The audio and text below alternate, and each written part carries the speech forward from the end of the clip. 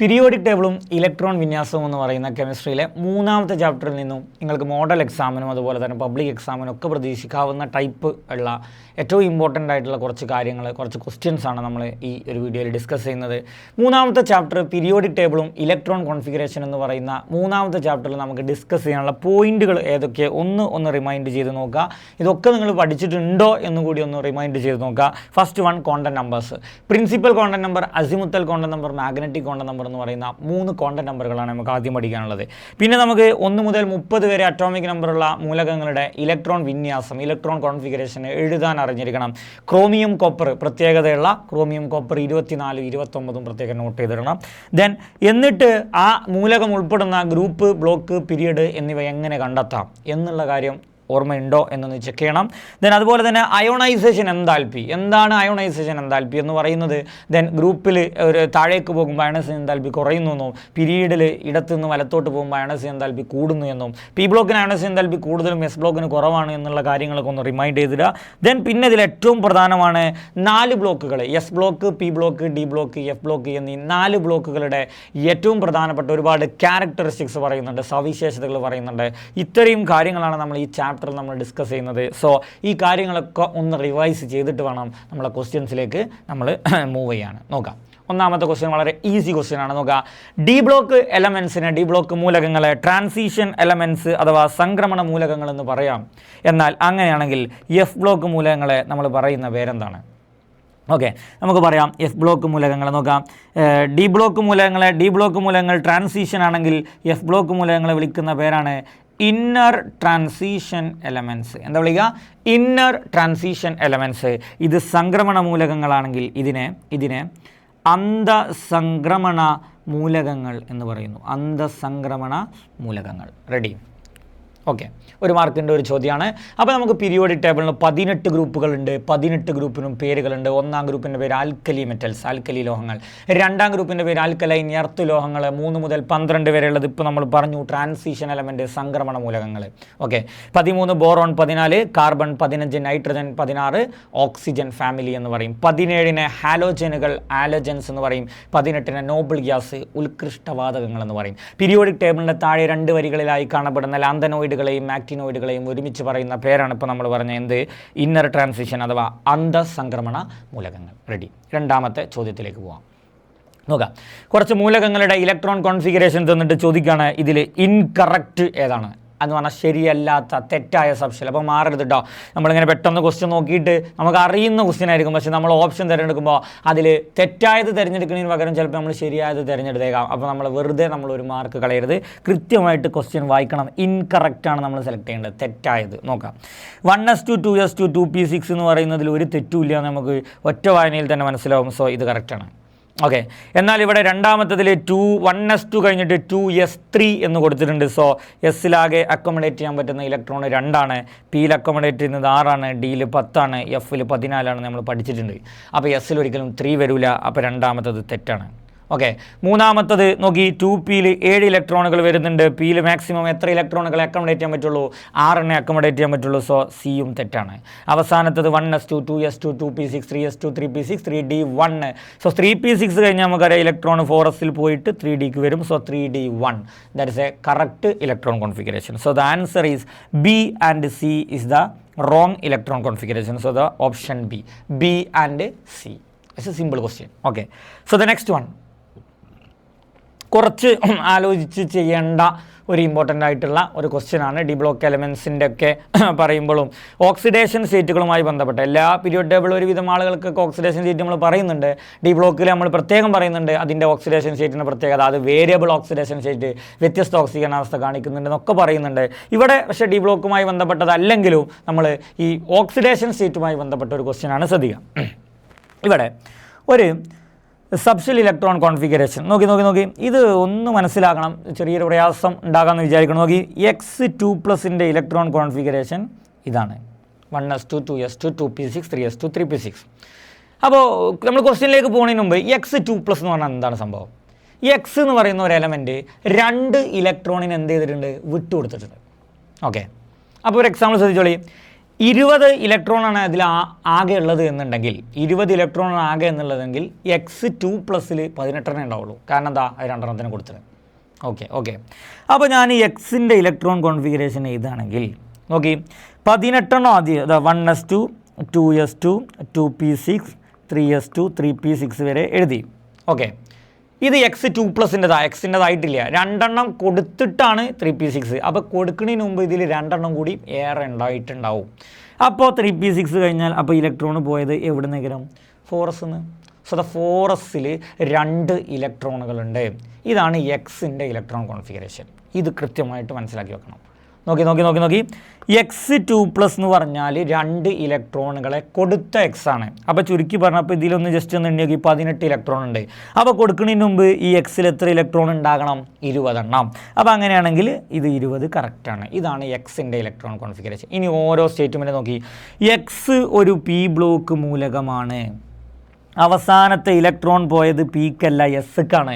അപ്പോൾ എസ്ക്ക് last electron പോയത് P ബ്ലോക്കല്ല, അത് ഏത് ബ്ലോക്കാണ്?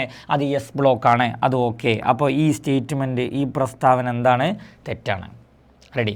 രണ്ടാമത്തെ നോക്കി.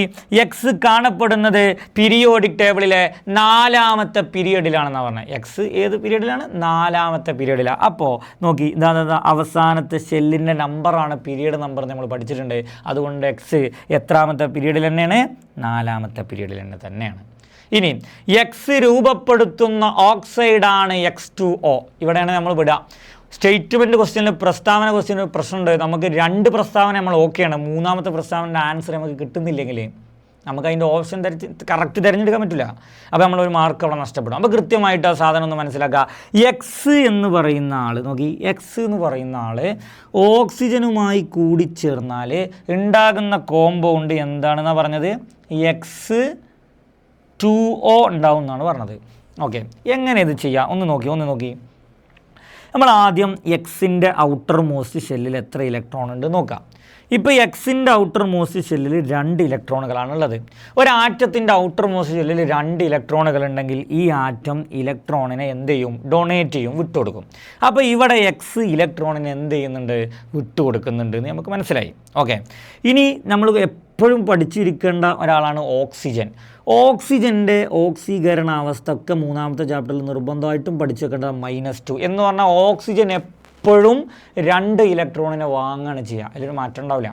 അപ്പോൾ ഓക്സിജൻ എപ്പോഴും -2 ആണ്. 2 ഇലക്ട്രോണിന് എന്താ ചെയ്യുക? വാങ്ങുകയാണ് ചെയ്യുക. എങ്ങനെയാണ് അപ്പോൾ ഇത് രണ്ടും കമ്പൈൻ ചെയ്തുണ്ടാകുന്ന കെമിക്കൽ ഫോർമുല നോക്കി. എക്സ് എന്ന് പറയുന്ന ആൾ ഈ ഓക്സിജനുമായിട്ട് കൂടിച്ചേരുമ്പോൾ ആരാണ് ഇലക്ട്രോണിനെ കൊടുക്കുക? എക്സ് ആണ് കൊടുക്കുക. അപ്പോൾ നമ്മൾ എക്സിന് ആദ്യം എഴുതണം, ഇലക്ട്രോണിനെ കൊടുക്കുന്ന ആൾ ആദ്യം എഴുതണം, ദെൻ ഇലക്ട്രോണിനെ വാങ്ങുന്ന ഓക്സിജനെ രണ്ടാമത് എഴുതണം. അങ്ങനെ എഴുതി. ഇനി എക്സ് എത്ര ഇലക്ട്രോണിനെ കൊടുക്കും? 2 എണ്ണത്തിന്. അപ്പോൾ എക്സിൻ്റെ വാലൻസി സംയോജകത 2 ആണ്. എക്സിൻ്റെ സംയോജകത നമ്മൾ ഓക്സിജൻ്റെ താഴെ എഴുതും. അപ്പോൾ ഓക്സിജൻ എത്രനെ വാങ്ങണമെന്ന് നമ്മളിവിടെ ഓൾറെഡി പറഞ്ഞു. ഓക്സിജൻ 2 എണ്ണം വാങ്ങുക. അപ്പോൾ ഓക്സിജൻ്റെ വാലൻസിയും 2 ആണ്. അത് നമ്മൾ എക്സിൻ്റെ താഴെയും എഴുതണം. അങ്ങനെയാണ് കെമിക്കൽ ഫോർമുല ചെയ്താൽ, രാസസൂത്രം ചെയ്താൽ. അപ്പോൾ ആദ്യം നമ്മൾ ഇലക്ട്രോണിനെ കൊടുക്കുന്ന ആളെഴുതും, പിന്നെ നമ്മൾ ഇലക്ട്രോണിനെ വാങ്ങുന്ന ആളെഴുതും, ദെൻ 2 ആളുടെയും വാലൻസി സംയോജകതകൾ അങ്ങോട്ടും ഇങ്ങോട്ടും എന്ത് ചെയ്യും? മാറ്റി താഴെ എഴുതും. ഇനി 2 ഇങ്ങനെ 2 വന്നു കഴിഞ്ഞാൽ നമ്മൾ എന്ത് ചെയ്യും? ഇതിനെ 2 കൊണ്ട് ഡിവൈഡ് ചെയ്യും. കോമൺ ഫാക്ടർ കൊണ്ട് ഡിവൈഡ് ചെയ്യൽ നിർബന്ധമാണ്. സോ അങ്ങനെ ഡിവൈഡ് ചെയ്ത് കഴിഞ്ഞാൽ നമുക്ക് കിട്ടും XO എന്ന് പറയുന്ന ആളാണ് ഉണ്ടാവുക. അപ്പോൾ ഈ എക്സ് ഓക്സൈഡ് ഉണ്ടാകുമ്പോൾ, ഓക്സിജനുമായി കൂടിച്ചേർന്നുണ്ടാകുമ്പോൾ അതിൻ്റെ കെമിക്കൽ ഫോർമുല ശരിക്കും എന്താണ് അതിൻ്റെ കെമിക്കൽ ഫോർമുല? XO ആണ്. പക്ഷേ ഇവിടെ തന്നത് എന്താ? X2O ആണെന്നാണ്. X2O ആണെന്നാണ്. അപ്പോൾ ഈ 3ാമത്തെ സ്റ്റേറ്റ്മെൻറ്റും എന്താണ്? തെറ്റാണ്. അപ്പോൾ ഏത് മാത്രമേ ശരിയുള്ളൂ? പ്രസ്താവന 2 മാത്രം ശരിയാണ്. അങ്ങനെ ഒരു ഓപ്ഷൻ അതിലുണ്ടോ നോക്കി.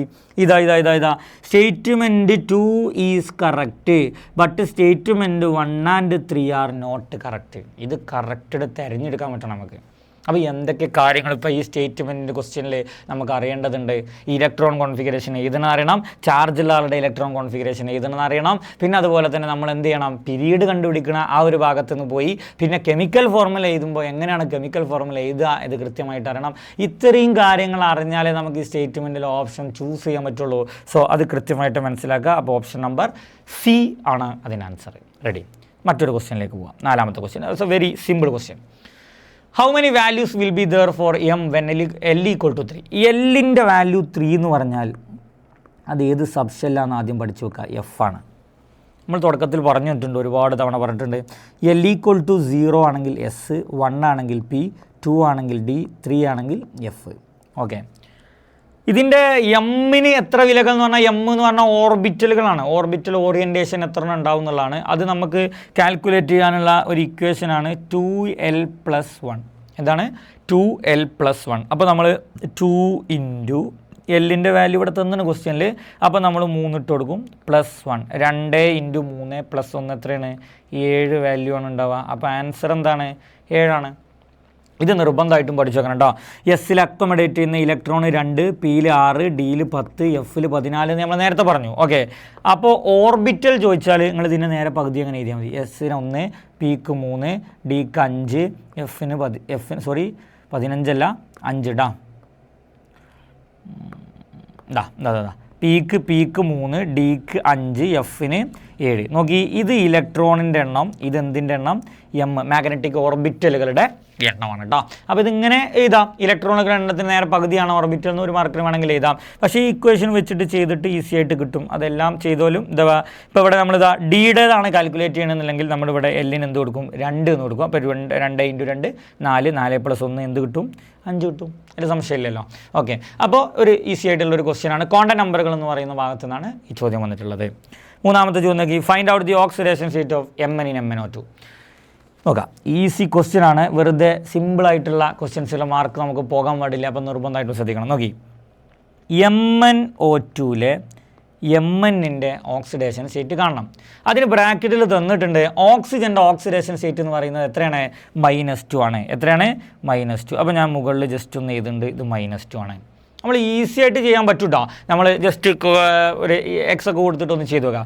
നമുക്ക് അറിയില്ല, മാംഗനീസിൻ്റെ നമുക്ക് അറിയില്ല. അപ്പോൾ നമ്മൾ അതിന് എന്ത് കൊടുത്തു? എക്സ് കൊടുത്തു. ഓക്കെ, അപ്പോൾ നമ്മൾ ഇതാ മാംഗനീസിൻ്റെ ഓക്സിഡേഷൻ സ്റ്റേറ്റായ എക്സ് പ്ലസ് ദെൻ ഓക്സിജൻ്റെ ഓക്സിഡേഷൻ സ്റ്റേറ്റായ -2. ഈ ഓക്സിജൻ 2 ഉണ്ട്. അപ്പോൾ -2 ഇൻറ്റു 2 എന്നിടുന്നു, ഈക്വൽ ടു എന്ത് കൊടുക്കുന്നു? 0.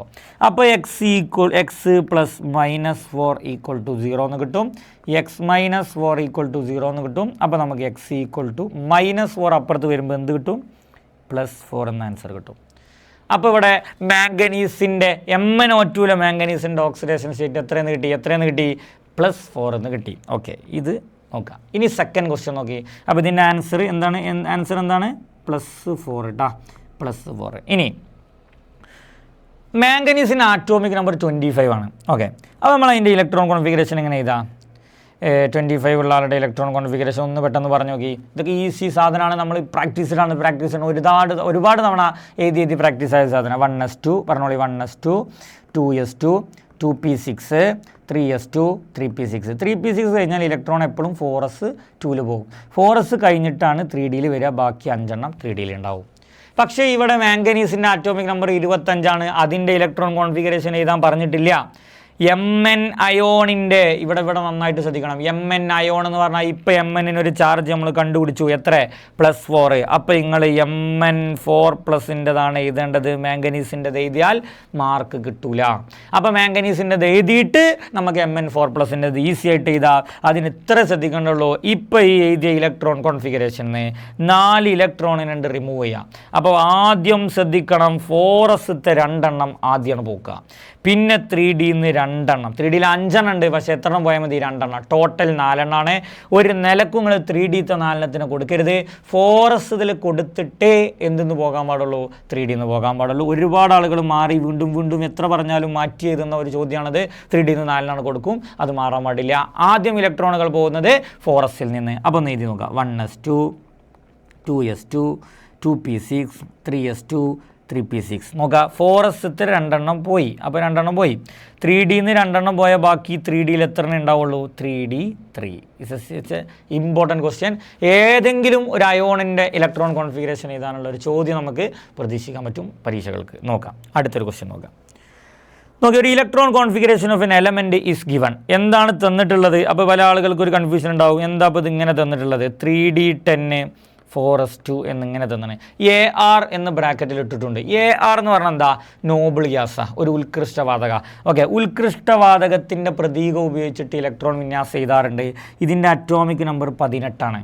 അപ്പോൾ ഇതിൻ്റെ ഉള്ളിൽ ശരിക്കും 18 ഇലക്ട്രോണുകൾ ഇതിൻ്റെ ഉള്ളിൽ അക്കോമഡേറ്റ് ചെയ്തിട്ടുണ്ട്. ഓക്കെ, അപ്പോൾ ഇതിനെ വേണമെങ്കിൽ കംപ്ലീറ്റ് നമുക്ക് ഇങ്ങനെ എഴുതാം. 1s2 2s2 2p6 3s2 3p6 18 എണ്ണം. ഈ 18 എണ്ണത്തിനെയാണ് നമ്മളിങ്ങനെ AR എന്ന് ചുരുക്കി എഴുതിയത്. പിന്നെ 3d10 4s2 ഇതാണ് സംഭവം. അതിനെ ചുരുക്കി AR ഇട്ട് എഴുതി. ഇനി എന്താണ് ക്വസ്റ്റ്യൻ? ഈ മൂലകത്തിൻ്റെ അതേ പീരിയഡിൽ അതേ പീരിയഡിൽ ഓക്കെ, ഇതൊക്കെ നല്ല അടിപൊളി ചോദ്യങ്ങളാണ്. ഓക്കെ, നമ്മളെ പഴപ്പിക്കാൻ പാടില്ല, നിർബന്ധമായിട്ട് നമ്മൾ ചെയ്തിരിക്കണം. നോക്കലേ, അതേ പീരിയഡിൽ എന്ന് പറയുമ്പോൾ ഇത് എത്രാമത്തെ പീരിയഡിലാണ്? അപ്പോൾ ഈ മൂലകം 4ാമത്തെ പീരിയഡിൽ. അപ്പോൾ ഇനി എഴുതുന്നാൾ എത്രാമത്തെ പീരിയഡിലാണ്? 4ാമത്തെ പീരിയഡിൽ. അപ്പോൾ എന്നാൽ എഴുതിക്കൊള്ളിതാ 4 തന്നെ വരണം ലാസ്റ്റ്. ഓക്കെ, അപ്പോൾ അതിൽ സംശയമില്ല. ഓക്കെ, എന്നാൽ അതേ പീരിയഡിൽ ഇടതുഭാഗത്ത് എന്ന് പറഞ്ഞാൽ ഇപ്പോൾ ഈ പീരിയോഡ് ടേബിളിൽ ഈ മൂലകം കിടക്കുന്നത് ഇവിടെയാണ് വിചാരിക്കാം. അപ്പോൾ ഇങ്ങനെ കുറേ കള്ളി ഉണ്ടാവില്ല, ഇവിടെയാണ് ഈ മൂലകമുള്ളതെന്ന് വിചാരിക്കുക. അതാ ഇവിടെ ഈ മൂലകമുണ്ട്, അതാ ഇവിടെ ഇങ്ങനെ ആ മൂലകമുണ്ട്, എലമെൻ്റ് ഉണ്ട്. അതേ പീരീഡിൽ എന്ന് പറയുമ്പോൾ ഇനി മേലക്കോ താഴേക്കോ പോകാൻ പാടില്ല, ഇതിൽ തന്നെ വരണം, ആ പീരീഡിൽ തന്നെ വരണം. ഇടതേ ഭാഗത്ത് എന്ന് പറയുമ്പോൾ ദാ ഇവിടെ വരണം. അപ്പോൾ വളരെ ഈസി ആയിട്ട് ശ്രദ്ധിച്ചോളൂ, ഈ 4 വരും. കാരണം ഇത് 4 4ാമത്തെ പീരീഡ് ആണെങ്കിൽ ഇതും 4ാമത്തെ പീരീഡ്, അതിൻ്റെ അപ്പുറത്തും അങ്ങോട്ടും ഇങ്ങോട്ടൊക്കെ ഇത് ഫുള്ള് 4ാമത്തെ പീരീഡ് ആയിരിക്കും. അപ്പോൾ നമ്മൾ 4 4s2 ഒരു മാറ്റമില്ല. പക്ഷേ ഇത് നോക്കി ഇത് ഗ്രൂപ്പ് നമ്പർ എങ്ങനെ കാണാം? ഡി ബ്ലോക്കിൻ്റെ ഗ്രൂപ്പ് നമ്പർ ഇത് രണ്ടും കൂട്ടിയിട്ട് 10ഉം 2ഉം 12 എന്നാണ് കാണുക. എങ്ങനെ കാണുക? 12. 10ഉം 2ഉം കൂട്ടുക, ഡിയിലതും എസ്സിലും കൂട്ടുക 12 എന്ന് കിട്ടും. ഓക്കെ, പക്ഷേ ഇതിൻ്റെ ഇടതേ ഭാഗത്ത് എന്ന് പറയുമ്പോൾ അത് 12 അല്ല, അത് 11ാമത്തെ ഗ്രൂപ്പാണ്. ഏത് ഗ്രൂപ്പാണ്? 11ാമത്തെ ഗ്രൂപ്പ്. അപ്പോൾ 11ാമത്തെ ഗ്രൂപ്പ് എന്ന് പറയുമ്പോൾ ഈ 3Dയിൽ എത്ര ഉണ്ടാവാൻ പാടുള്ളൂ? 9 എണ്ണ ഉണ്ടാകാൻ പാടുള്ളൂ. എത്ര ഉണ്ടാകാൻ പാടുള്ളൂ? 9 എണ്ണ ഉണ്ടാകാൻ പാടുള്ളൂ. ഓക്കെ, അപ്പോൾ 3D ഒന്നാണ് കുറഞ്ഞു.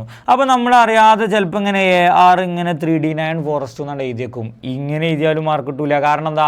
നമ്മൾ പഠിച്ചിട്ടുണ്ട് 3Dയിൽ 9 ഇലക്ട്രോണുകളുള്ള ഒരു ഇലക്ട്രോൺ കോൺഫിഗറേഷൻ തൽക്കാലം നമ്മൾ എഴുതുന്നില്ല. അതിന് കാരണമുണ്ട്.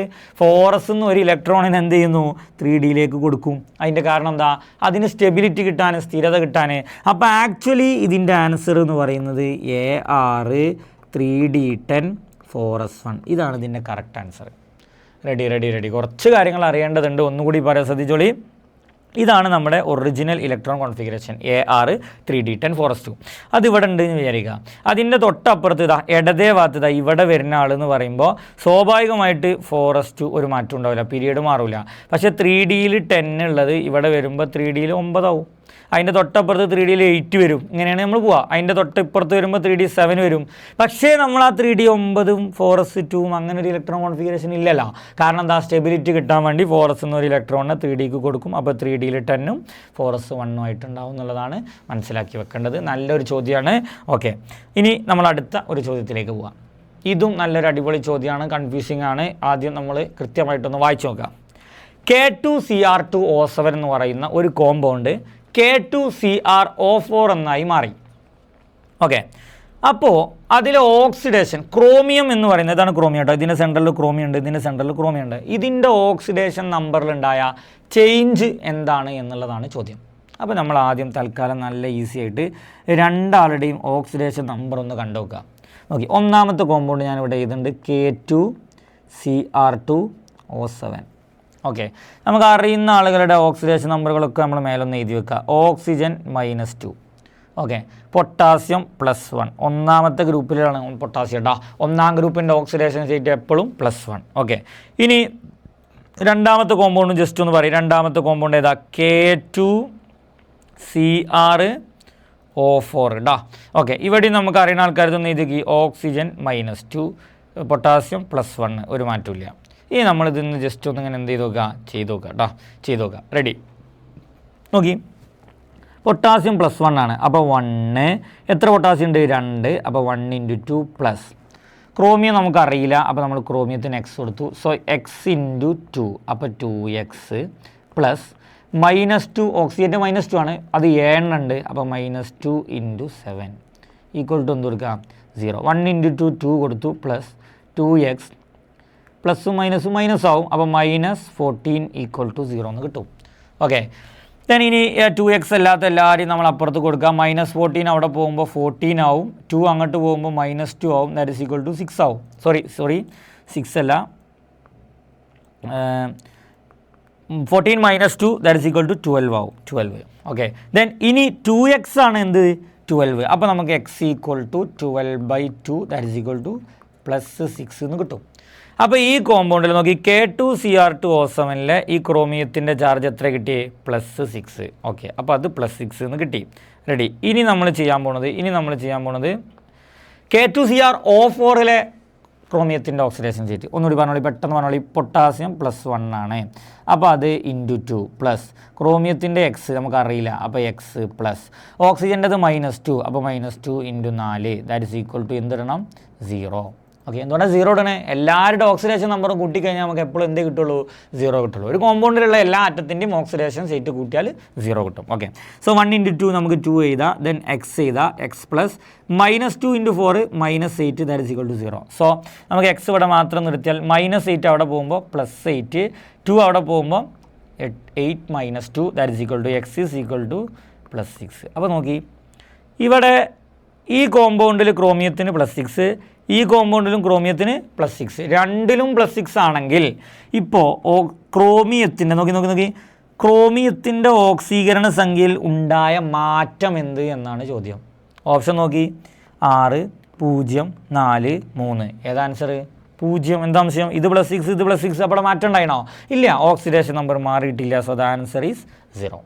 ഓക്കെ, ഇനി transition element variable oxidation state, വ്യത്യസ്ത ഓക്സീകരണാവസ്ഥ കാണിക്കാനുള്ള കാരണം എന്താ? പീരിയോഡിക് ടേബിളിൽ എസ് ബ്ലോക്ക് ആയാലും പി ബ്ലോക്ക് ആയാലും അതിന് ഡെഫിനറ്റ് ആയിട്ടൊരു ഓക്സിഡേഷൻ സ്റ്റേറ്റ് ഉണ്ടാകും, കൃത്യമായൊരു ഓക്സിഡേഷൻ സ്റ്റേറ്റ്. പക്ഷേ ഡി ബ്ലോക്ക് മൂലകങ്ങൾ വ്യത്യസ്ത ഓക്സീകരണാവസ്ഥ കാണിക്കാനുള്ള കാരണം എന്താണെന്ന് ഒരു മാർക്കിന് സ്ഥിരമായിട്ട് ചോദിക്കുന്ന ഒരു ക്വസ്റ്റ്യൻ ആണ്. എന്താണ് ഇതാ?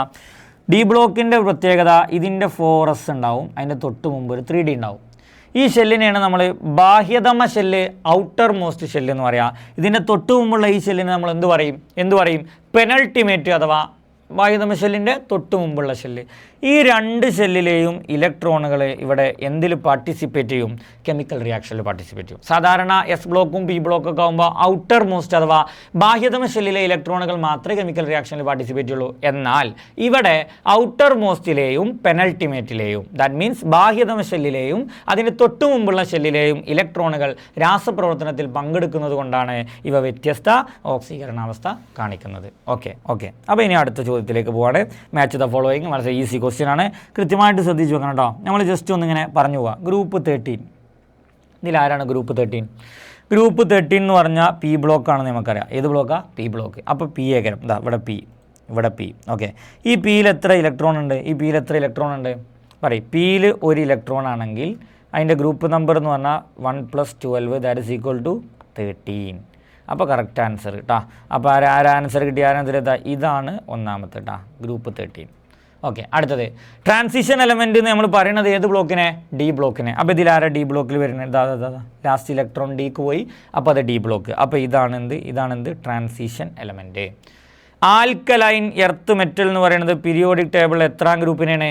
സെക്കൻഡ് ഗ്രൂപ്പിനെയാണ്, രണ്ടാം ഗ്രൂപ്പിനെ. അപ്പോൾ ഇതിൽ രണ്ടാം ഗ്രൂപ്പിലുള്ള ആളാണ് ഈ രണ്ടാമത്തെ ആൾ. ഇത് alkaline earth metal. Ready, alkaline earth metal. Most reactive non metal. Periodic ടേബിളിൽ നോൺ മെറ്റൽ അലോഹം എന്ന് പറയുന്നത് എവിടെ കാണപ്പെടാം? പി ബ്ലോക്കിലാണ് കാണപ്പെടാം. പി ബ്ലോക്കിൽ 18ാം ഗ്രൂപ്പിലെ ആളുകളാണ് നോബിൾ ഗ്യാസ്, എല്ലാം അലോഹമാണ്. പക്ഷേ അതിന് റിയാക്ടിവിറ്റി കുറവാണ്, കാരണം അത് ഇനേർട്ടാണ്. സോ ദാറ്റ് മീൻസ് സ്റ്റേബിൾ ആണ്, സ്ഥിരത ഉള്ളതാണ്. എന്നാൽ അതിൻ്റെ തൊട്ടു മുമ്പുള്ള 17ാം ഗ്രൂപ്പിലെ മൂലകങ്ങളാണ് നന്നായി ക്രിയാശീലം കൂടിയ, പെട്ടെന്ന് റിയാക്ഷനിൽ പങ്കെടുക്കുന്ന അലോഹങ്ങൾ 17ാം ഗ്രൂപ്പാണ്. സോ പിയിൽ 5 എണ്ണാണെങ്കിൽ നമുക്കറിയാം 5 + 12 അത് എത്രാം ഗ്രൂപ്പിലായിരിക്കും? 17ാം ഗ്രൂപ്പിൽ. അപ്പോൾ നമ്മൾ ആൻസർ ഇത് വരും കേട്ടോ. ഇവിടെ ആൻസർ ഇത് നേരെ ഈ മോസ്റ്റ് റിയാക്റ്റീവ് നോൺ മെറ്റലിലേക്ക് വരും. ഓക്കെ, അപ്പോൾ കൃത്യമായിട്ട് അങ്ങനെ മാച്ച് ദ ഫോളോയിങ് മാത്രമേ. ഇപ്പോൾ ഇതൊക്കെ നമ്മളൊരു ക്യാരക്ടറിസ്റ്റിക്സിൽ നിന്നുള്ള ക്വസ്റ്റ്യൻ ആണ്. പക്ഷേ ഇതിൻ്റെയൊക്കെ ഗ്രൂപ്പ് അതുപോലെ ബ്ലോക്ക് ഇതൊക്കെ കാണാനും കൂടി നമുക്ക് അറിഞ്ഞാലേ നമ്മൾ ഈ ഒരു ചോദ്യത്തിന് ഉത്തരത്തിലേക്ക് വരുള്ളൂ. ഓക്കെ, അപ്പോൾ ഒരു 1 മാർക്കിൻ്റെ ഒരു മാച്ച് ദ ഫോളോയിങ് ആയിട്ടാണ് ഇങ്ങനെ ഒരു ക്വസ്റ്റ്യൻ വന്നിട്ടുള്ളത്. 9ാമത്തെ ക്വസ്റ്റ്യൻ നോക്കാം. റെഡി. രണ്ട് മൂലകങ്ങളുടെ ഇലക്ട്രോൺ കോൺഫിഗറേഷൻ തന്നിട്ട് to which block this element belongs എന്നൊരു ക്വസ്റ്റ്യൻ നോക്കി. AR നേരത്തെ നമ്മൾ പറഞ്ഞു 18 ആണ് അറ്റോമിക് നമ്പർ. അപ്പോൾ 1s2 2s2 2p6 3s2 3p6 കഴിഞ്ഞിട്ട് 3d1 4s2, ഇവിടെ 3d10 4s2.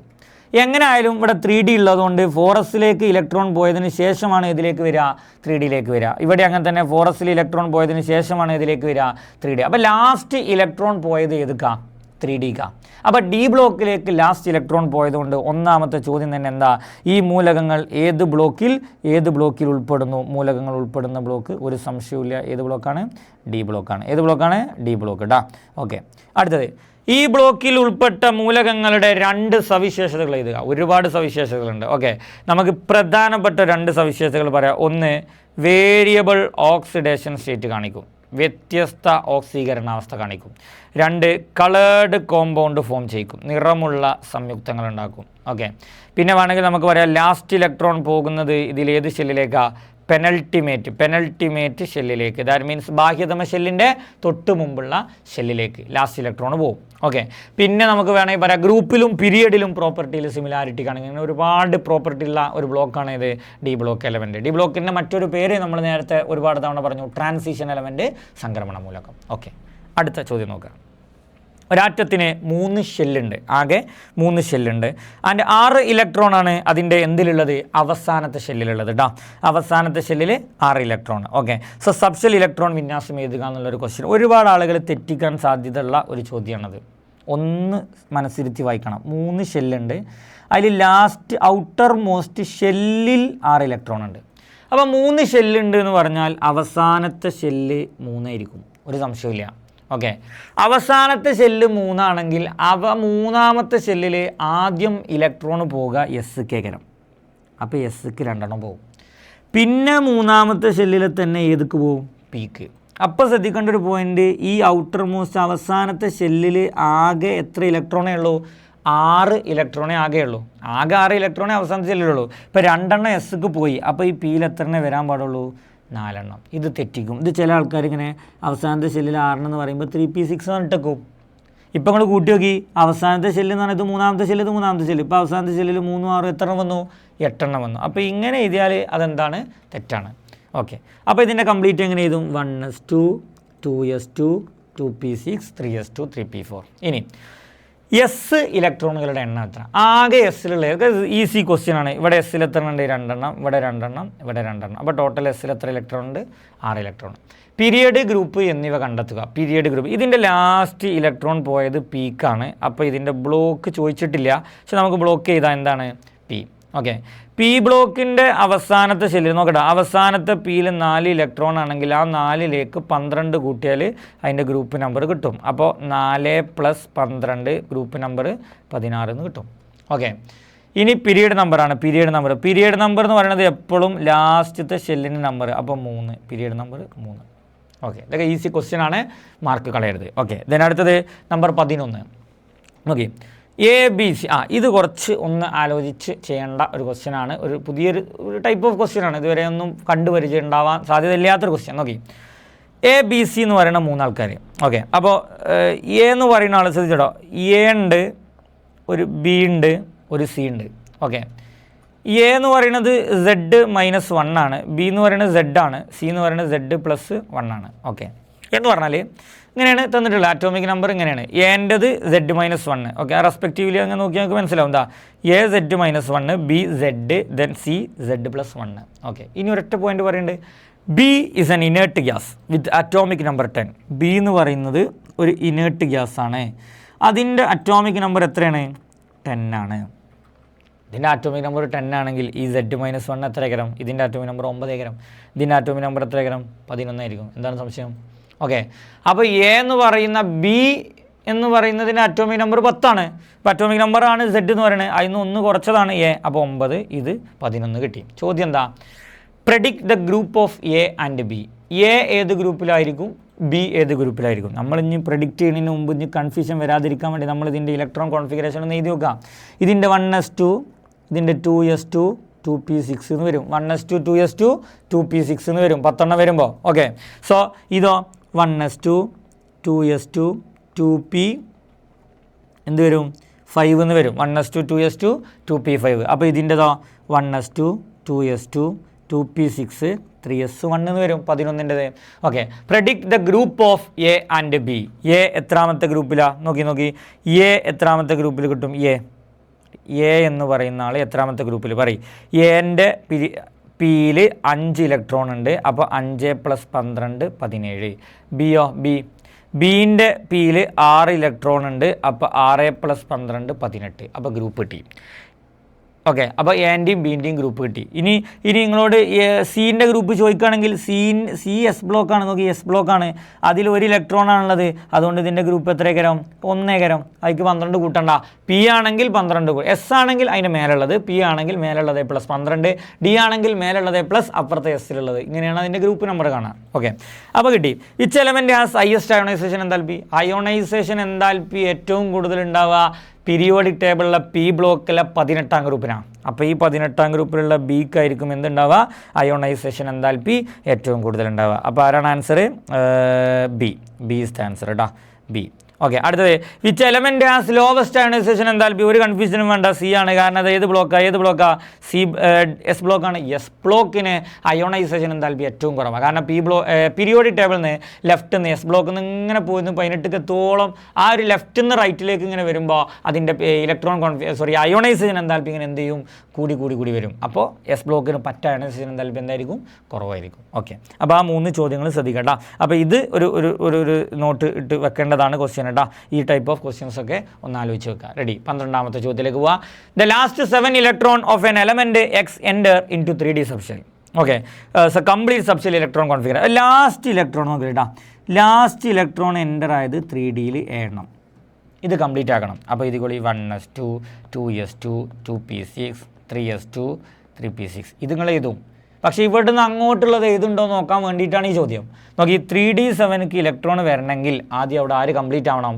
4s കംപ്ലീറ്റ് ആവണം. അപ്പോൾ 3D7 എഴുതിയിട്ട് അതിൻ്റെ അപ്പുറത്ത് നിർബന്ധമായിട്ട് എന്തിന് എഴുതാൻ മറക്കരുത്? 4sന് എഴുതാൻ മറക്കരുത്. അതറിയോ ഇല്ലയോ നോക്കാൻ വേണ്ടിയിട്ടുള്ളൊരു ചോദ്യമാണത്. ഇനി ബാക്കി ഈസി ക്വസ്റ്റ്യൻ ആണ്. ഗ്രൂപ്പ് എന്ന് പറയുന്നത് നോക്കി, പീരീഡ് എന്ന് പറഞ്ഞാൽ പീരീഡ് ഇത് ലാസ്റ്റ് 4 അല്ലേ? 4ാമത്തെ ഷെല്ലാണ് അവസാനത്തെ ഷെല്ല്. അപ്പോൾ പീരീഡ് 4, ഒരു സംശയമില്ല. ഗ്രൂപ്പ് എന്ന് പറയുന്നത് നമ്മൾ പറഞ്ഞിട്ടുണ്ട് ഡീൻ്റെ മേലെ, ഡി ബ്ലോക്ക് ആണെങ്കിൽ ഡീൻ്റെ മേലുള്ളതും എസിൻ്റെ മേലുള്ളതും തമ്മിൽ കൂട്ടുക. അപ്പോൾ 7+2 ഗ്രൂപ്പ് നമ്പർ എന്ത് കിട്ടും? 9. ഇനി ഇതിൽ അവസാനത്തെ ഇലക്ട്രോൺ പോയത് 4sക്കാണോ അതോ 3Dക്കാണോ? പറയും 3p6 കഴിഞ്ഞാൽ 4sക്ക്, 4s കഴിഞ്ഞിട്ടാണ് എനിക്ക് 3Dക്ക്. അപ്പോൾ ലാസ്റ്റ് ഇലക്ട്രോൺ പോയത് ഡിക്കായതുകൊണ്ട് ബ്ലോക്കും കിട്ടിയതാണ് ഡി ബ്ലോക്ക്. ഓക്കെ, അപ്പോൾ ആ ഒരു ക്വസ്റ്റ്യനും ചെയ്തു കഴിഞ്ഞു. നോക്കി, അടുത്ത ക്വസ്റ്റ്യൻ. ഈ ഒരു ടൈപ്പ് ഓഫ് ക്വസ്റ്റ്യൻ നിർബന്ധമായിട്ടും 90-99% ചോദിക്കാൻ സാധ്യതയുള്ള ഒരു ക്വസ്റ്റ്യനാണ്. നോക്കിയാൽ പീരീഡ് നമ്പറും ഗ്രൂപ്പ് നമ്പറും തന്നിട്ട് നിങ്ങളോട് എന്ത് ചെയ്യാൻ പറയാം? ക്വസ്റ്റ്യൻസ് ചെയ്യാൻ പറയാം. ഓക്കെ, ഒന്ന് ശ്രദ്ധിച്ചിരിക്കണം കേട്ടോ. ആദ്യം എ എന്ന് പറയുന്ന ആളെക്കുറിച്ചൊരു ഡീറ്റെയിൽ തരുന്നുണ്ട്. നോക്കിയാൽ കേട്ടോ, എനെ കുറിച്ച് എന്തൊക്കെയാണ് പറയുന്നു? എ എന്ന് പറയുന്നത് രണ്ടാമത്തെ പീരീഡിലും പീരീഡ് 2 ഓക്കെ, ഗ്രൂപ്പ് 16 കേട്ടോ. ഗ്രൂപ്പ് എന്താണ്? 16. ബി എന്ന് പറയുന്നത് പീരീഡ് 3 പീരീഡ് 3 ഗ്രൂപ്പ് 1 കേട്ടോ. ഗ്രൂപ്പ് 1. അത് ആദ്യം ഒന്ന് ജസ്റ്റ് ഇങ്ങനെ മനസ്സിലാക്കി വെക്കുക. ഓക്കെ, ഇനി നമ്മൾ ഇതിൻ്റെ ഫസ്റ്റ് ക്വസ്റ്റ്യൻ തന്നെ നോക്കണേ. 2 ആളുടെയും ഇലക്ട്രോൺ കോൺഫിഗറേഷൻ എഴുതാനാണ്. ഇത് നിർബന്ധമായിട്ടും പഠിച്ചു പോകണം. നോക്കി, 2ാമത്തെ പീരീഡ് എന്ന് പറഞ്ഞാൽ അതിൻ്റെ അർത്ഥം ആ ആറ്റത്തിൻ്റെ അവസാനത്തെ ഷെല്ല് 2 ആണെന്നാണ്. അതിലൊരു കൺഫ്യൂഷനും ഇല്ല, 2 ഇടുക. 16ാം ഗ്രൂപ്പ് എന്ന് പറഞ്ഞാൽ ഗ്രൂപ്പ് 13 മുതൽ 18 വരെ പി ബ്ലോക്കാണ്. ഏത് ബ്ലോക്കാണ്? P block. അപ്പോൾ ലാസ്റ്റത്തെ ഇലക്ട്രോൺ പോയി ഉണ്ടാവുക പിക്കേക്കരം. അപ്പോൾ ലാസ്റ്റ് 2p വരും. ഓക്കെ, ഇനി ഈ പീൻ്റെ മേലെ എത്ര ഇലക്ട്രോൺ ഉണ്ടോ അതിക്ക് 12 കൂട്ടിയിട്ടാണ് നമ്മൾ എന്ത് കിട്ടൽ? Group number കിട്ടൽ. അപ്പോൾ ആ ഗ്രൂപ്പ് നമ്പറാണ് 16. അപ്പോൾ അതിന് ആ 12 കുറച്ചാൽ ഇതിൻ്റെ മേലെയുള്ള 4 എന്ന് കിട്ടും. അപ്പോൾ നോക്കി, 4ക്ക് 12 കൂട്ടി. അപ്പോൾ ഗ്രൂപ്പ് നമ്പർ 16. ഇത് കറക്റ്റാണ്. അപ്പോൾ 2p4. അപ്പോൾ അത് കംപ്ലീറ്റ് ആക്കിയാൽ നമുക്ക് എന്ത് ചെയ്താൽ 1s2 2s2 2p4 എന്ന് ആൻസർ ചെയ്തിട്ട്. അപ്പോൾ 1s2 2s2 എന്ത് ചെയ്താൽ 1s2 2s2 2p4 കേട്ടോ. Okay, ready. അപ്പോൾ എന്നാൽ അടുത്തൊന്ന് ഇതേപോലെ ഒന്ന് പെട്ടെന്നൊന്ന് പറഞ്ഞു നോക്കി. പീരീഡ് നമ്പർ 3 എന്ന് പറയുമ്പോൾ ലാസ്റ്റത്തെ ഷെല്ല് 3 കിട്ടും. ഗ്രൂപ്പ് നമ്പർ 1 എന്ന് പറയുമ്പോൾ അത് എസ് ബ്ലോക്കാണ്. അപ്പോൾ 3ൻ്റെ കൂടെ എസ് കിട്ടും. ഓക്കെ, ദെൻ എസ്സിൽ എത്ര ഇലക്ട്രോൺ ഉണ്ടോ അതാണ് അതിൻ്റെ ഗ്രൂപ്പ് നമ്പർ. അതിൽ കൂട്ടാനും കുറക്കാനും നോക്കണ്ട. അപ്പോൾ ഗ്രൂപ്പ് നമ്പർ 1 എന്ന് പറഞ്ഞാൽ എസ്സിൽ ഒരു ഇലക്ട്രോൺ. ഓക്കെ, അപ്പോൾ complete ചെയ്തുമ്പോൾ 1s2 2s2 2p 6 3s1. അപ്പോൾ ഫസ്റ്റ് ക്വസ്റ്റ്യൻ്റെ ആൻസറാണ് ഞാൻ ഇപ്പുറത്ത് ഈ പേജിൽ എഴുതിയിട്ടുള്ളത്. ഈസി ആയിട്ട് മനസ്സിലാക്കി വെക്കുക. നിർബന്ധമായിട്ടും ഈ ഒരു ടൈപ്പ് ഓഫ് ചോദ്യം നിങ്ങൾ പ്രതീക്ഷിക്കേണ്ടതാണ്. ഓക്കെ, ഇനി നോക്കി, write the chemical formula of the compound obtained by combining A and B. ഇത് നേരത്തെ നമ്മളൊരു ഓക്സൈഡുമായി ബന്ധപ്പെട്ടൊരു ക്വസ്റ്റ്യനിൽ പറഞ്ഞതാണ് കെമിക്കൽ ഫോർമുല. കെമിക്കൽ ഫോർമുല എഴുതാൻ നിങ്ങൾ ചെയ്യേണ്ടത് എപ്പോഴും ഇങ്ങനത്തെ 2 കോമ്പൗണ്ട് തന്നാൽ ആദ്യം എന്ത് ചെയ്യാൻ അറിയാം, ഇതിൻ്റെ ലാസ്റ്റ് ഷെല്ല് മാർക്ക് ചെയ്തിടാം. ഞാൻ പെട്ടെന്ന് മനസ്സിലാവുന്ന കോലത്തിൽ പറഞ്ഞാൽ ലാസ്റ്റ് ഷെല്ല് മാർക്ക് ചെയ്തിടാം. ഓക്കെ, ഇനി ഇതിൻ്റെ ലാസ്റ്റ് ഷെല്ല് എന്ന് പറയുമ്പോൾ പല ആൾക്കാരും എന്ത് ചെയ്യുന്നറിയോ, ശ്രദ്ധിച്ചോളി, ഇത് മാത്രം മാർക്ക് ചെയ്തിടും. ഇതല്ല, ലാസ്റ്റ് ഷെല്ല് എന്ന് പറഞ്ഞാൽ ലാസ്റ്റ് ഇത് രണ്ടാമത്തതാണ്, ഇതും രണ്ടാമത്താണ്. സബ് ഷെല്ലെല്ലാം മാർക്ക് ചെയ്യാൻ പറഞ്ഞത് ലാസ്റ്റത്തെ ഷെല്ലാണ് മാർക്ക് ചെയ്യേണ്ടത്. ഓക്കെ, അപ്പോൾ ലാസ്റ്റത്തെ എന്ത് മാർക്ക് ചെയ്തിടാം, ഷെല്ല് മാർക്ക് ചെയ്തിടാം. അപ്പോൾ ഇത് മാർക്ക് ചെയ്തിട്ടു. ഇനി പറയും, ഇതിൻ്റെ അവസാനത്തെ ഷെല്ലിൽ 1 ഇലക്ട്രോൺ ആണുള്ളത്. എത്ര? 1 ഇലക്ട്രോൺ. അപ്പോൾ ഇത് 1 ഇലക്ട്രോണിനായിട്ട് കൊടുക്കും. കെമിക്കൽ റിയാക്ഷനിൽ പങ്കെടുക്കുമ്പോൾ ഇത് 1 ഇലക്ട്രോണിന് കൊടുക്കും. എന്നാൽ ഇതിൻ്റെ അവസാനത്തെ ഷെല്ലിൽ 2 ഇലക്ട്രോൺ, സോറി 2ഉം 4ഉം എത്ര ഇലക്ട്രോൺ ഉണ്ട്? 6. അപ്പോൾ ഇത് 8 ആക്കാൻ വേണ്ടി 6 എണ്ണത്തിനെ കൊടുക്കുന്നതിന് പകരം എന്ത് ചെയ്യും, 2 എണ്ണത്തിനെ വാങ്ങും. ഇത് 9ാം ക്ലാസ്സിൽ പഠിച്ചാണ്. സ്റ്റെബിലിറ്റി കിട്ടണമെങ്കിൽ ഔട്ടർ മോസ്റ്റ് ഷെല്ലിൽ 8 ഇലക്ട്രോൺ വേണം. അപ്പോൾ അതിന് വേണ്ടിയിട്ട് 6 എണ്ണമാണ് അവസാനം ഉള്ളതെന്നുണ്ടെങ്കിൽ ഇത് 2 എണ്ണത്തിന് വാങ്ങും. പക്ഷേ ഇത് 1 ഉള്ളൂ, അപ്പോൾ ആ 1 എന്ത് ചെയ്താൽ മതി, കൊടുത്താൽ മതി. അപ്പോൾ ഞാൻ ജസ്റ്റ് ഒന്ന് എഴുതി വെക്കേണ്ടത് ശ്രദ്ധിക്കുക. ഇത് 2 ഇലക്ട്രോണിനെ വാങ്ങും, ഇത് 1 ഇലക്ട്രോണിനെ കൊടുക്കും. ഇതിനെയാണ് നമ്മൾ വാലൻസി അല്ലെങ്കിൽ സംയോജകത എന്ന് പറയാം. ഇനി നിങ്ങൾ കെമിക്കൽ ഫോർമുല എഴുതണം. സെക്കൻഡ് ക്വസ്റ്റ്യൻ ഞാൻ പറയുന്നത് കേട്ടോ. സെക്കൻഡ് ക്വസ്റ്റ്യൻ രാസസൂത്രം എഴുതണം. എയും ബിയും കൂടി ചേർന്നുണ്ടാകുന്നതിൻ്റെ രാസസൂത്രം. എങ്ങനെ എഴുതാം? കെമിക്കൽ ഫോർമുല രാസസൂത്രം കേട്ടോ. നോക്കി, ആദ്യം നിങ്ങൾ ചെയ്യേണ്ടത് ഇലക്ട്രോണിനെ കൊടുക്കുന്ന ആളെ ആദ്യം എഴുതണം. ആദ്യം ഏനെ എഴുതുക, ബീനെ പിന്നെ ബീനെ എഴുതുക, അങ്ങനെയല്ല. ഇലക്ട്രോണിനെ കൊടുക്കുന്ന ആളെ ആദ്യം എഴുതുക. ഇത് 2 ഇലക്ട്രോണിന് എന്ത് ചെയ്യാണ്, വാങ്ങാണ്. ഇത് 2 ഇലക്ട്രോൺ എന്ത് ചെയ്യാണ്, കൊടുക്കുകയാണ്. അപ്പോൾ ആദ്യം ഞാൻ ബി എന്നും രണ്ടാമതാണ് ആരാ എഴുതേണ്ടത്, എ. ഇനി നോക്കി, ബി എത്ര ഇലക്ട്രോണിനെ കൊടുക്കുന്നത്? 1. അപ്പോൾ ബീൻ്റെ വാലൻസി എത്രയാണ്? 1. അത് എൻ്റെ താഴെ എഴുതുക. അത് 1 ആണെങ്കിൽ എന്ത് ചെയ്യണമെന്നില്ല, 1 ആണെങ്കിൽ എന്ത് ചെയ്യണമെന്നില്ല, എഴുതണമെന്നില്ല. ഓക്കെ, ഇനി എ വാങ്ങണത് 2 ഇലക്ട്രോണിനാണ്. അപ്പോൾ എൻ്റെ വാലൻസി എത്ര? 2. അത് ബീൻ്റെ താഴെ എഴുതുക. ഓക്കെ, എൻ്റെ വാലൻസി എന്താണ്? എൻ്റെ വാലൻസി. അപ്പോൾ ബി എന്ന് എഴുതി, എ എന്ന് എഴുതി. ബീൻ്റെ ഇവിടെ എൻ്റെ അവിടെ 1 ഇട്ടു, ബീൻ്റെ അവിടെ എന്തിടാ, 2 ഇടുക. ഇതാണ് ആൻസർ വരിക. ഓക്കെ, അപ്പോൾ നോക്കി എന്താ ഇപ്പോൾ ചെയ്ത് നോക്കി, ഇത് 1 ഇലക്ട്രോണിന് കൊടുക്കണമെന്ന് കണ്ടുപിടിച്ചു, ഇത് 2 ഇലക്ട്രോണിനെ വാങ്ങണമെന്നും കണ്ടുപിടിച്ചു. ഓക്കെ, എന്നിട്ട് കൊടുക്കുന്ന ആൾ ആരാ? കൊടുക്കുന്ന ആൾ ബി, അതിന് ആദ്യം എഴുതി. വാങ്ങണ ആൾ അതാരാ? എ, ഇതിന് രണ്ടാമത് എഴുതി. അപ്പോൾ ബി എ എന്ന് എഴുതണം. വണ്ടി ചെന്ന് എ ബി എന്ന് എഴുതരുത്. കാരണം ഇലക്ട്രോണിനെ കൊടുക്കുന്ന ആൾ ആദ്യം എഴുതുക എന്നുള്ള റൂളാണ്. കാരണം പോസിറ്റീവ് ചാർജ് ഉണ്ടാവുക അയാൾക്കാണ്. അപ്പോൾ ബി എന്ന ആദ്യം എഴുതുക, എ എന്ന് രണ്ടാമത്. ഈ ബി കൊടുക്കുന്നത് 1 ഇലക്ട്രോണിന്, അത് ഇവിടെ 1 എഴുതുക. എ കൊടുക്കുന്നത് വാങ്ങണത് 2 എണ്ണത്തിന്, അത് ഇവിടെ അങ്ങോട്ടും ഇങ്ങോട്ടും മാറ്റി ചെയ്താൽ. അപ്പോൾ സംയോജകതകൾ പരസ്പരം അങ്ങോട്ടും ഇങ്ങോട്ടും മാറ്റി ചെയ്താൽ. അപ്പോൾ ബി എന്ന് എഴുതി, എ ഇവിടെ എഴുതി, ബീൻ്റെത് ഇവിടെ എഴുതി. 1 ആകുമ്പോൾ എന്ത് ചെയ്യണമെന്നില്ല, എഴുതണമെന്നില്ല. അതുകൊണ്ടാണ് ഇവിടെ 1 ഇടാത്തത് കേട്ടോ. ഓക്കെ, അപ്പോൾ അതാണ് അതിൻ്റെ സെക്കൻഡ് ക്വസ്റ്റ്യൻ്റെ ആൻസർ. ഓക്കെ, ഇനി write the values of N and L of electron in the outer most shell of A. അപ്പോൾ എൻ്റെ ഔട്ടർ മോസ്റ്റ് ഷെല്ല് എന്ന് പറഞ്ഞാൽ ശ്രദ്ധിച്ചോളി, എൻ്റെ ഔട്ടർ മോസ്റ്റ് ഷെല്ല്. അപ്പം മൂന്നാമത്തെ ക്വസ്റ്റ്യൻ ആണ്ടോ, എൻ്റെ ഔട്ടർ മോസ്റ്റ് ഷെല്ല് ഇതാണ്. Okay, 2p4. ഇതിൻ്റെ എൻ എത്ര ഏതാ? 2, N2. എൽ പി ആവുമ്പോൾ എത്രയേക്കരം? എസ് ആവുമ്പോൾ 0 പി ആവുമ്പോൾ 1. അപ്പോൾ ഇതൊക്കെ ആൻസർ കേട്ടോ. n=2, l=1. ഓക്കെ, അപ്പോൾ നല്ലൊരു ക്വസ്റ്റ്യൻ ആണ്. മറ്റൊരു ക്വസ്റ്റ്യൻ നോക്കി, which of the following are main block elements. Main block, period ടേബിളിൽ 4 ബ്ലോക്ക് ഉണ്ട്. ആരാണ് ഈ മെയിൻ ബ്ലോക്ക് എന്ന് പറയുന്നത്? എസ് ഉണ്ട്, പി ഉണ്ട്, ഡി ഉണ്ട്, എഫ് ഉണ്ട്. ഇതിൽ മെയിൻ ബ്ലോക്ക് എന്നറിയപ്പെടുന്നത് ഏതൊക്കെ ബ്ലോക്കാണ്? ഒന്നുമില്ല, സിമ്പിളാണ്. എസ്സും പിയും ആദ്യത്തെ 2 ബ്ലോക്ക് കേട്ടോ. S and P. റെഡി. ഇനി ഈ ionisation enthalpy lower for S block element or P block element? ഒരു സംശയമില്ല, അയോണൈസേഷൻ എന്താൽപി ഏറ്റവും കുറവ് പി ബ്ലോക്കിനാണ്. എന്നാൽ അയോണൈസേഷൻ എന്താൽപി ഏറ്റവും കൂടുതലുള്ള ബ്ലോക്കാണ് ഏത് ബ്ലോക്ക്? P block. ഓക്കെ, അപ്പോൾ ഇതിൻ്റെ ആൻസർ എന്താ വരിക? എസ് ബ്ലോക്ക് കേട്ടോ. ഓക്കെ, നിങ്ങളുടെ ഉത്തരം സാധൂകരിക്കുക എന്നുള്ളതാണ്. അപ്പോൾ അതിനെന്താ പറയേണ്ടത്? അത്രയേ ഉള്ളൂ. പീരിയോഡിക് ടേബിളിൽ ലെഫ്റ്റ് ടു റൈറ്റ് ഇങ്ങനെ പോകുമ്പോൾ, ലെഫ്റ്റ് ടു റൈറ്റ് ഇവിടെയാണല്ലോ പി ബ്ലോക്ക് ഉണ്ടാവുക. ലെഫ്റ്റ് ടു റൈറ്റ് ഇങ്ങനെ മൂവ് ചെയ്യുമ്പോൾ ആറ്റത്തിൻ്റെ ന്യൂക്ലിയർ ചാർജ് കൂടും. എന്ത് കൂടും? Nuclear charge. അപ്പോൾ ആറ്റത്തിൻ്റെ എന്ത് കുറയും? സൈസ് കുറയും. ആറ്റത്തിൻ്റെ സൈസ് കുറയും. ആറ്റത്തിൻ്റെ സൈസ് കുറയുമ്പോൾ അയോണൈസേഷൻ എൻതാൽപ്പി എന്ത് ചെയ്യും? കൂടും. ഓക്കെ, അതാണ് അതിൻ്റെ ഒരു റീസൺ. ഓക്കെ, താഴേക്ക് വരുമ്പോൾ അയണൈസേഷൻ എൻതാൽപ്പി ഇങ്ങനെ കുറയും. കാരണം എന്താ? അവിടെ സൈസ് കൂടുകയാണ്. സൈസ് കൂടുമ്പോൾ അയണൈസേഷൻ എൻതാൽപ്പി കുറയും. ഓക്കെ, അപ്പോൾ ഇതാണ് 14ാമത്തെ ചോദ്യം. 15ാമത്തെ ചോദ്യം നോക്കാം. കുറച്ച് സ്റ്റേറ്റ്മെൻറ്റ് ഇങ്ങനെ തന്നിട്ട് ഇത് ശരിയാണോ തെറ്റാണോ എന്ന് പറയാനാണ്. ഓക്കെ, ചാപ്റ്ററിൻ്റെ അവസാനത്തിൽ എഫ് ബ്ലോക്ക് എലമെൻസിൻ്റെ ക്യാരക്ടറിസ്റ്റിക്സും ഉപയോഗങ്ങളും പറഞ്ഞു കഴിഞ്ഞിട്ട് അവസാനത്തെ ഒരു ബോക്സ് ഉണ്ട്, rare earth element, rare earth മൂലകങ്ങൾ. പല ആളുകളും പരീക്ഷയ്ക്ക് പോകുമ്പോൾ നോക്കി പോകാത്തൊരു ഭാഗമാണ് റെയർ എർത്ത് മൂലകങ്ങൾ. എന്താണ് റെയർ എർത്ത് മൂലകങ്ങൾ എന്ന് പറഞ്ഞാൽ? പീരിയോഡിക് ടേബിളിൻ്റെ താഴെ 2 വരിയിലായിട്ട് കാണപ്പെടുന്ന എഫ് ബ്ലോക്ക് എലമെൻസ് ഉണ്ട്. ലാന്തനോയിഡ് ഉണ്ട്, ആക്റ്റിനോയിഡ് ഉണ്ട്. ഈ ലാന്തനോയിഡുകളെല്ലാവരും എന്ന് പറയുമ്പോൾ 15. ഓക്കെ, അതാണ് including 15 elements of lanthanoid. Okay, along with scandium and yttrium. Okay, സ്കാൻഡിയവും അതുപോലെ തന്നെ ഇട്രിയവും കൂടി. ഓക്കെ, അപ്പോൾ ലാന്തനോയിഡുകളും പിന്നെ സ്കാൻഡിയം ഇട്രിയം. ലാന്തനോയിഡുകൾ 15, പിന്നെ സ്കാൻഡിയം, പിന്നെ ഇട്രിയം. ഈ 17 ആൾ കൂടിയതാണ് ശരിക്കും എന്ത് റെയർ എർത്ത് മൂലകങ്ങൾ. ഓക്കെ, ഇവിടെ 18 എന്നാണ് കൊടുത്തത് കേട്ടോ. അപ്പോൾ അതുമാണെങ്കിൽ നമുക്കൊരു റോങ് സ്റ്റേറ്റ്മെൻ്റ് ആയിട്ട് കാണാം. ബാക്കിയൊക്കെ കറക്റ്റാണ്.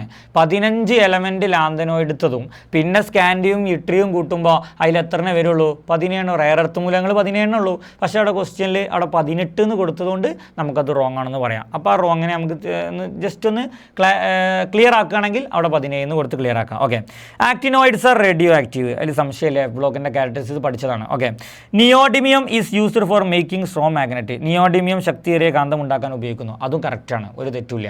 നിയോഡിമിയം ഒക്കെ പഠിച്ചു പോകേണ്ട ആ ചാപ്റ്ററിൻ്റെ ഏറ്റവും അവസാനം എഫ് ബ്ലോക്കിൻ്റെ ഉപയോഗങ്ങൾ പറയുന്ന ഭാഗത്ത് പറയുന്ന ഒരു പോയിന്റാണ്. Okay, element in the 6th period and 7th period. ഈ 3ാമത്തെ സ്റ്റേറ്റ്മെൻറ്റ് തെറ്റാണ് കേട്ടോ. അതിൻ്റെ കാരണം എന്താ?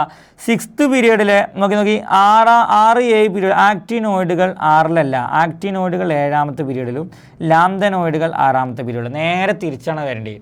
അവിടെ നേരെ തിരിച്ചാൽ കൂടെ ലാന്തനോയിഡുകൾ 6ാമത്തെ പീരിയഡിലും ആക്റ്റിനോയിഡുകൾ 7ാമത്തെ പീരിയഡിലാണ്. ഇത് കൊടുത്തത് ആക്റ്റിനോയിഡ് 6ലും ലാന്തനോയിഡ് 7ലും. അപ്പോൾ ആദ്യത്തെ വരിയിലുള്ള ആൾക്കാരാണ് ആര്? ഇതാണ് ലാന്തനോയിഡ്, ഇതാണെന്ത്? ആക്റ്റിനോയിഡ്. ഇത് 6ാമത്തെ പീരിയഡിൽ, ഇത് 7ാമത്തെ പീരിയഡിൽ. ഇങ്ങനെയാണ് വരേണ്ടത് കേട്ടോ. അപ്പോൾ ഈ സ്റ്റേറ്റ്മെൻറ്റ് അതിൽ മെയിനായിട്ട് 3ാമത്തെ സ്റ്റേറ്റ്മെൻറ്റാണ് കറക്റ്റ് തെറ്റുള്ളത്. 1ാമത്തെ സ്റ്റേറ്റ്മെൻറ്റിൽ ആ 18 മൂലകങ്ങൾ എന്ന് പറയുന്നതുകൊണ്ട് അത് നമുക്ക് ശരിയാണെന്ന് പറയാൻ പറ്റില്ല, അതും തെറ്റായിട്ട് പരിഗണിക്കാം. ഓക്കെ, ദെൻ നെക്സ്റ്റ് 16ാമത്തെ ചോദ്യം. കുറച്ച് സബ്ഷെല്ലുകൾ തന്നിട്ടുണ്ട്. നോക്കി, കുറച്ച് സബ്ഷെല്ല് ഏറ്റവും അവസാനമായിട്ട് ഫസ്റ്റ് നമ്മളെ ചാപ്റ്ററിൽ ഡിസ്കസ് ചെയ്യുന്ന കോണ്ടന്റ് നമ്പറുമായി ബന്ധപ്പെട്ട ഒരു ക്വസ്റ്റ്യനാണ് ഇവിടെ തന്നിട്ടുള്ളത് കേട്ടോ. നോക്കാം, റെഡി?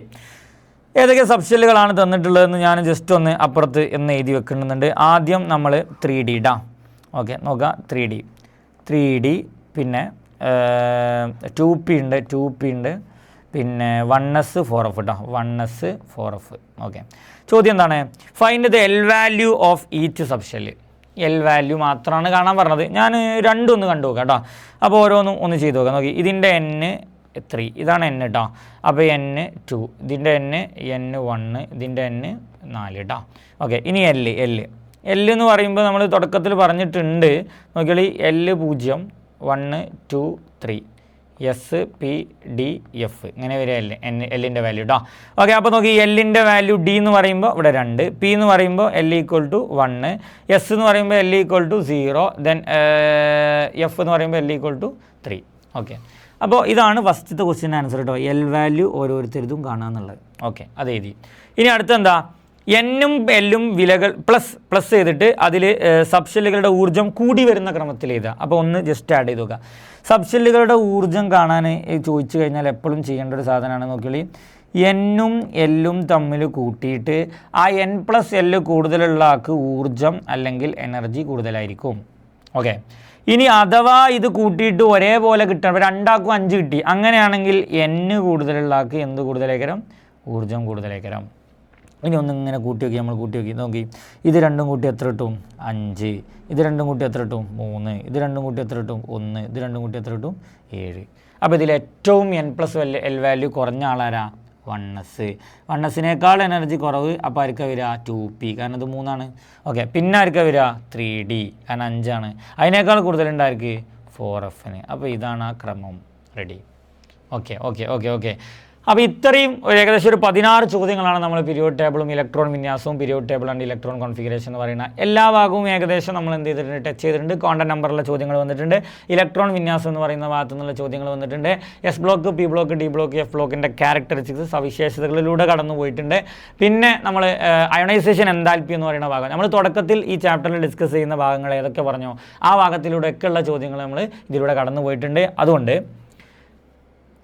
ഈ ചോദ്യങ്ങളൊക്കെ പ്രാക്ടീസ് ചെയ്ത് നല്ല രീതിയിൽ പരീക്ഷ അറ്റൻഡ് ചെയ്യുക. ഇനി ബാക്കിയുള്ള 4ാമത്തെ, 5ാമത്തെ, 6ാമത്തെ, 7ാമത്തെ ചാപ്റ്ററുകളൊക്കെ ആയിട്ട് ഉടൻ വരുന്നതാണ്. Thank you.